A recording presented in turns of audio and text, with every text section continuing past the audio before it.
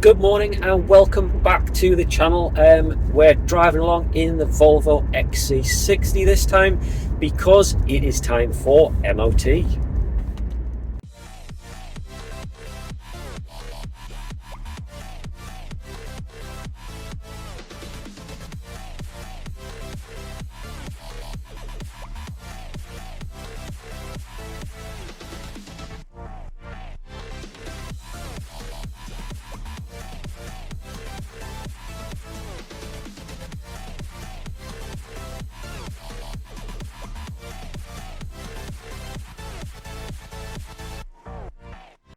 Now I'm not expecting this to be too dramatic. That's famous last words, isn't it, really, when you're going for an MOT? It's always a bit apprehensive.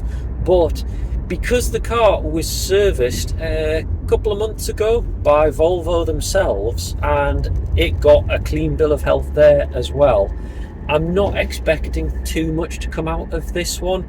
But like I say, you can never tell. So driving into the MOT bay shortly. Now, a couple of things that I've been thinking is I do have a little knock still on the front right. Now, when I took it into Volvo, if you remember, I got the track rod ends replaced because I had noticed myself that one of the boots was leaking. There was a little grease mark underneath it, so I think that had been leaking. So I'm not sure whether that knock has come back from there or not. I'm not really sure what that is. Might be something that we can take the wheel off and have a look ourselves at some point, depending on whether it causes an MOT failure or not. We shall find out, won't we? Other than that, I don't think there's anything that I'm thinking will come up on this, to be honest. The tyres are all good. The wipers, washers, all the obvious stuff. I know all the bulbs are fine. Check those over as well. And I know that the brakes are decent. I know that when I bought the car, it still had a lot on the brake pads, so I wasn't expecting very much to have gone down on those either. So I'm not expecting too much. I'm taking it along to my usual car garage here in Hartlepool that does all the MOTs on all my cars.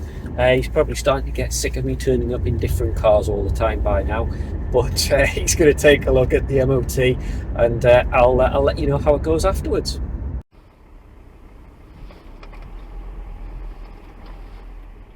Well, we've just come out of the MOT bay, nice and quick, which is it's either a good sign or not a good sign. And as you can tell, I'm driving home in my Volvo XC60. We got a pass. I'll show you the MOT sheet. No advisories either, which is fantastic news. So what are we on the clock? Oh, we've just clicked over 133,000 on the engine. So this is the 2-litre D4 Volvo engine in this car, front wheel drive only. It's not the all-wheel drive XC60 edition. And I'm very happy with that result.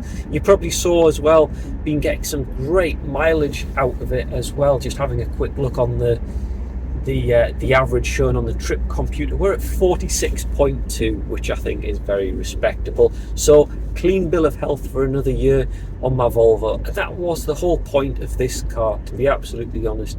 It was just to use as my daily driver, to have something nice and comfy, easy to drive, auto gearbox, which I love, and something that's relatively maintenance free, I'm pleased to say.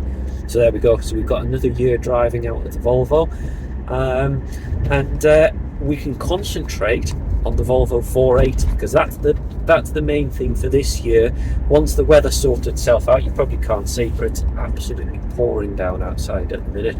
Once we start getting into spring and summer, really make some work and progress on the Volvo 480, and we can then get that car MOT'd, get it along to my pal at MVS and get that on the MOT bay and take a look at that.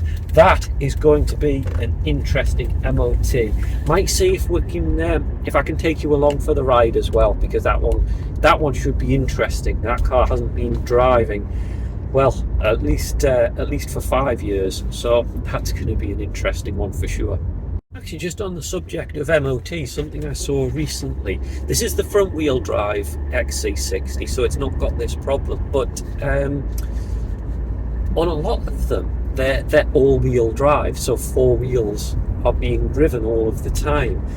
And I found out something interesting. If most MOT bays can't test the brakes correctly because they don't have four-wheel rolling roads to do MOTs here in the UK. Which, if you think about it, when you think about your usual MOT bay, yeah, it's only got the single set of rollers, which is typical for either a front or a rear wheel drive. But with them being all-wheel drive, they can't easily test them. So what they do is they take them on a road test.